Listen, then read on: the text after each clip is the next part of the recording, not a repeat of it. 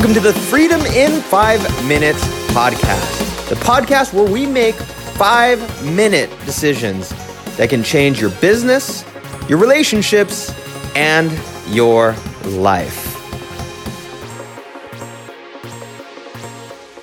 Hey, this is Dean Soto, founder of ProSulum.com, ProSulum.com, and FreedomIn5Minutes.com, and we are here again for another Freedom in 5 Minutes episode. Today's topic is this: I don't talk to robots. That and more coming up. What is up, everyone? How is it going? Oh my goodness, it is a nice day today. Actually, it's night as I am doing this, but I hope you are having a good day as well. All right, so I'm going to tell this story. I actually am not sure if I have told this story or not in a previous podcast, but I'm pretty sure I have not. So if I've told it a second time, I apologize, but I think it's still a good story. Okay. So for ProSulum, ProSulum.com, I have a number of clients, and I had this one client who came to me because of a friend who is a consultant, and that consultant friend utilizes my services as a way to basically deliver massive value to his clients. You know, they need to do systems and processes. He works with franchises, so for franchises, it's perfect. So they just do a 5-minute video, and now everything gets documented, right? With the virtual assistants that I hooked them up with at ProSulum. And this particular client had two businesses. One was more of a distribution business in kind of like the plumbing area. We'll just say the plumbing area.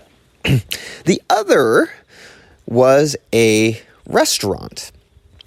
I'm not going to give the names for anonymity's sake, but when they came on as a client, the person who I talked to was actually their chief financial officer. Really nice, at least seemed like a really nice guy. So as the chief financial officer, he was more of an employee. One of the things I asked him during the sales call was, what do you benefit out of this? What's the big benefit, right? And for him, it was to take more time off of his plate to be able to do the things that he wanted to do, rather than, because he didn't really make any, if the companies were profitable, he didn't see a huge gain from that profitability. Well, interesting thing. The interesting thing was that the guy who runs the business I had never talked to before. In fact, I wanted to, because I want to be able to deliver value to him. Never talked to him before. And we're going month after month, and the company was not really utilizing any of the virtual assistants very well. We had them in training a lot. That's what we default to. We'll continue just to train them up in copywriting and marketing and whatever if they're not being utilized, just so they feel useful. They're getting value added. They're adding more value to who they are, and then they can add that value back to the client. And so it was actually a couple months before they actually started utilizing them. Well, come to find out that this company basically wasn't really listening to my consultant friend as well. And one of the companies that was more of a restaurant ended up having to change their entire model because their stores, even though the stores were amazing, it was one of my favorite chains, and it was one of my favorite places to go. And it was, I would go out of my way to go and have their product. It was absolutely amazing. It was really, really, really, really, really, really good. One of my favorite places. Well, they ended up, I guess, folding, for lack of a better word. And so they essentially fired my consultant friend. I don't know how that went. I don't know the ins and outs of that. I just know it happened. So my consultant friend let me know, hey, they let me go. They're probably going to come talk to you next. Well, they did. The CFO reached out to me and said, keep in mind, let me back up a little bit. About a month prior, the CFO started kind of giving me attitude about a certain, just a couple of different things, and was starting to give me attitude, and it just seemed really odd. And so then, when all said and done, he finally did reach out to me after my friend was fired, and so he ended up reaching out to me and was he was super nice, right? He went from being kind of ornery to being super nice. Kind of like, hey, Dean, hey, just wanted to let you know, hey, we're having some issues here, and our rent is, we're not even able to pay our rent, and yada yada. And is there anything that we can do contract wise to essentially get out of the contract? And he was being super nice about it, and and I was like, oh, that's super, that's cool, that's great. I want to help. I want to find some way to help. And so I wanted to find some way to help, but in order to come to a really good win-win situation, I needed to talk to the main guy.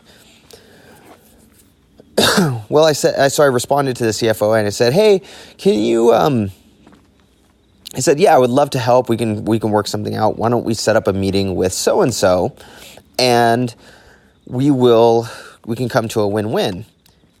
And he writes back and he says, oh, well, so-and-so is very, very busy. There's no way that he could meet. Can we just talk to it together? And so I wrote back and I said, no, not really. Here, let me schedule a time with my bot, Amy, schedule it with my scheduling bot that I use for every single client. Let's schedule a time and see what works best for him and for you and for me, and we'll get on the phone and we can figure something out. So I do and I hear nothing back. Now, Amy, who is X.AI, love Amy. Amy is so cool because she's actually one of my best sales tools. She is ruthless when it comes to making schedules happen. So she emails 3 times. I believe she emails the first day, she skips 2 days, emails again, and then skips 2 days and emails again. And she did not hear anything back. And said, hey, I tried emailing a couple times, I emailed on these dates, and I received nothing back. I get an email from the CFO saying, hey, I don't understand how Amy works, which he does. It's not hard. You respond via email when you're available. And he's used it before. Are you ready are you able to meet now? So-and-so is ready to call. And then I started getting calls on my phone like right away. And I'm like, I'm thinking, no way. I'm not ready yet. Like, what the heck? And so then I get an email saying, hey, we just tried to call you and you're not answering. Are you ready? Are you free right now? Because so-and-so is free. And I wrote back and I said, I am not free right now. That's not how I communicate, because I have to be free. I basically schedule my time so that I can give the best 100% be here now value to you. And so I ended up getting an email from the main guy saying, hey, are you free? Are you free to talk? Are you free to talk? And I wrote back, I said, no, I'm not free right now, but let's schedule a time to talk. So I used Amy again. I heard nothing back for 2 or 3 days. And then I see a thing from Amy saying that so-and-so told her to stop emailing him, to cancel the scheduling. And then about 30 minutes later, I get an email from this guy. I should say, quick context. When I sent the Amy to him, I said, "Hey, I'm so excited. I'm so excited. I'm sure we can come to a win-win, and so that we're both ending up in a good place after the news that you shared with me and everything like that." I was super, super nice. And so, anyway, Amy sent out her emails, got canceled, and then I get this email that says, "I do not respond to robots. I don't respond to automated things like this. I demand good old-fashioned communication. I'm your customer. You should have no problem calling me," and yada, yada, yada, yada, like in that tone. Like, if you can't do that, then I'm not sure we can work together even on this other business that we have. I don't think it's going to work. So if you want to talk, you need to make yourself available to me on the phone basically now. And keep in mind, as I get this, I am sitting with a client in person. I'm literally sitting with a client in a meeting who scheduled with me using Amy. And so here's the deal. As I was going to say, refer me to 3 people. If one of them close as a client, I'll have no problem canceling that agreement. Canceling the agreement for that one store. Okay? No problem at all. And we won't have to continue on. Well, so after getting that email, I was like, okay, no, he didn't. 3 snaps in a circle. All right. So,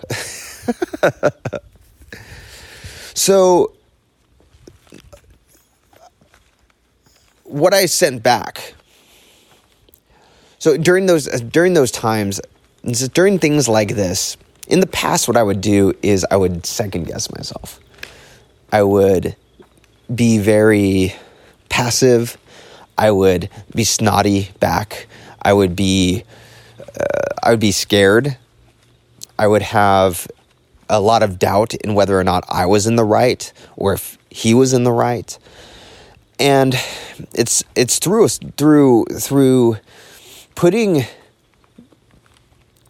going into rough situations and through defending myself and being very clear and certain in my communication that, and then going through different programs like Wake Up Warrior and a couple of other things, that situations like this are far different than they used to be. I would be fretting with my wife. I would be telling her the whole entire situation. I would be going through the pros and cons of how to respond. It would just be I'd be a mess, a complete mess. Well, the decisions that I make in situations like that now is I'm trying to deliver, and I do deliver, massive amount of value. You chose not to use my VAs. That is not my fault. Okay? You chose not to use my virtual assistants, my system's virtual assistants. Okay? That's your fault. 2, I was trying to be very nice. I was trying to find a win-win situation for the both of us. And you decided to throw that all away. That's 2. 3, you have never made time to communicate with me at all during this process. And I appreciate your money, but what I appreciate more is that you are involved so that everything would be a success. And you did not do that. And what happened? Everything came crashing down. Obviously, just not utilizing my virtual assistants probably was not the only issue, but that was a big thing. So, to come to me basically saying, hey, I want to break the agreement that we have. To come to me saying that, and then to give me attitude because you don't like how I schedule things, because you don't like living in the 21st freaking century. You're the one asking for my help in the beginning with the virtual assistants, and now you're asking for my help in breaking the contract. It does not work that way. So I sent an email back that essentially said, hey, so-and-so, thanks for the email. I appreciate the fact that you don't respond to robots. However, I don't appreciate the rude tone that you responded to me with. I was trying to find a win-win situation for the both of us so that you weren't going to have additional problems with the situation that you're in. However, that win-win solution is off the table now. So, your contract ends in a few months. If nothing's paid during that time, then the appropriate action will be taken. Boom, done.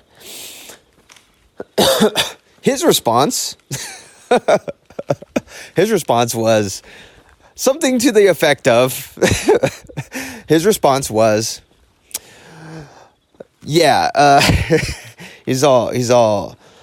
said, I knew you were a douche. Yes, he said that. I knew you were a douche, and gosh, I wish I could bring up the actual email. He said something to the effect of, I knew you were a douche, and that you, I forgot, something like that, but he called me a douche. And then he said, and your stupid asinine YouTube videos and whatever, as we say in West Hollywood, have a nice life. And that's literally what he said, that whole entire thing. It was something about me being a douche. And then I have stupid YouTube videos, which probably I do. Like they're not the greatest, but I just put them out there. Who cares? And then I had the whole West Hollywood thing, have a nice life. And I'm like, okay. My response back was, thanks. So why is this important? Why am I even telling this story? The reason that it's important is there are often times where you have to make a decision to stand up for what you actually believe in. I believe that I have the best, the only systems virtual assistant company out there that can deliver a massive amount of value. Whether you choose to use it or not is not my fault. Okay? When somebody like this person acts this way toward me,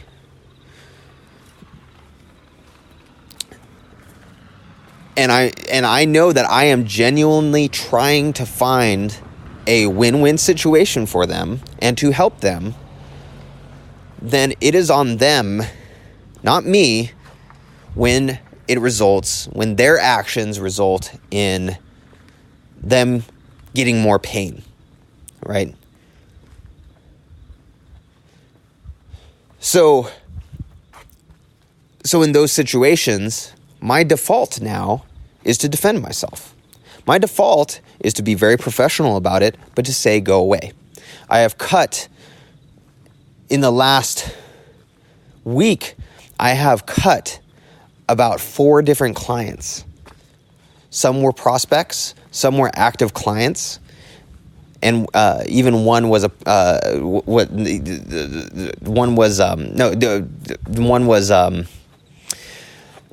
wouldn't say a partner, because I'm basically restructuring my referral program, and so I had to be more clear about my referral program. And all of these things were difficult to do for me, but I've made the decision to do it, to defend what I've built, to defend the community that I've built, all of the clients that I have, all my staff. And so, what are you doing right now where you're not defending what you have? What are you doing right now where you know that you need to stand up for yourself? It could be a boss who is not giving you the raise that you want. It could be clients who are troublesome. It can be your staff. It could be someone in your family. There's something right now where you're not defending yourself and you're not taking a stand on something. You're not being very, very, very clear. My staff have seen that I have become very clear. Today I said, who is my leader? I need one person who's going to be a leader for my lead generation. I need that person to do 20 cold emails. And when they're done with those, we're going to work one-on-one together, and you're going to have a team underneath you. Very, very, very clear. This is not something that I would have done before. But I'm defending, actually in this case I'm going on the offense, but I'm defending what I've built. What's the one thing right now that you know you need to stand up for yourself? And you need to defend yourself. You need to defend your family. You need to defend your kingdom. There's that one thing. There's one thing. I want you to take the 5-minute decision now to actually defend it. I know it's going to be hard. It's going to be uncomfortable. Every single time I've done that in the last week, it's been really, really, really hard. But guess what? Every single one has led to something better. Every time. Every single one. So what is that one thing that if you just did that one thing right now, you know it's going to hurt, but just like ripping off a Band-Aid, which you might not want to rip off a Band-Aid. That's a bad way of doing it. Let's see. It might be like getting a shot, getting a vaccine, getting a vaccination. Pop it in your arm. It might hurt for a little bit. Or going to the dentist, it might hurt for a little bit, but it makes everything better. Makes you healthier, makes you stronger, makes your teeth stronger. What's that one thing? I want you to do that now. Choose to do it this upcoming week, within the next 7 days. All right, so Dean Soto, Freedom in 5 Minutes. Go check out freedomin5minutes.com. Go onto the email list there. In fact, I need to go and change my email list provider there. I was using ActiveCampaign, but I'm just going to go back to ConvertKit because I don't need a whole ton of automation for that one.